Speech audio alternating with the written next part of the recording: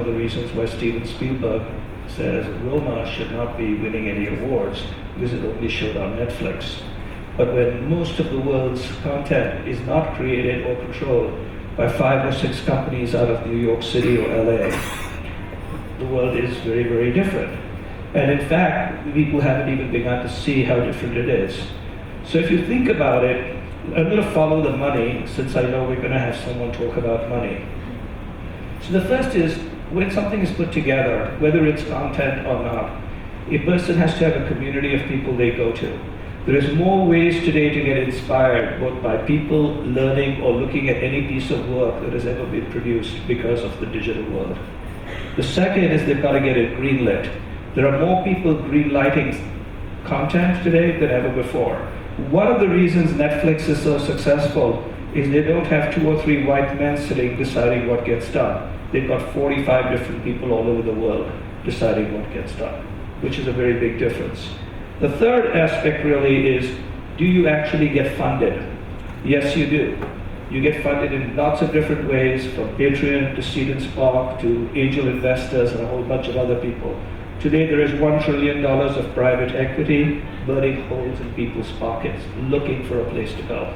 And the last and final is, when it's done, can you actually distribute it? Yes, you can, in different and completely odd ways. And I'm going to sort of bring this all to life with a story for a minute. I think I have a minute. You have 1 minute. 1 minute. So I know someone who is a filmmaker, oddly, who was trained by her, in part, and which is my daughter. I was the key grip for her film, which she made in May and June of last year. No, sorry, in September of last year, which is now she's got done. And here's what we learned. Number 1, she raised her money through Seed and Spark. She needed $15,000, she bought it online. She managed to basically create a community, and because she was making a movie about someone from the Dominican Republic, she got one of the major stars of Orange is the New Black to come and do it for free. She basically hired all her locations and sets through a combination of Airbnb, and where everything was at 2 o'clock in the morning, she'd get people into the middle of Brooklyn and Bronx because of Uber. Once she had it, she basically paid off Comcast and Apple for the rights to it, and now she's working as an assistant showrunner to Apple. $15,000, 2 months. In the past, it was $1.5 million. The entire crew was women. That's the future. Thank you.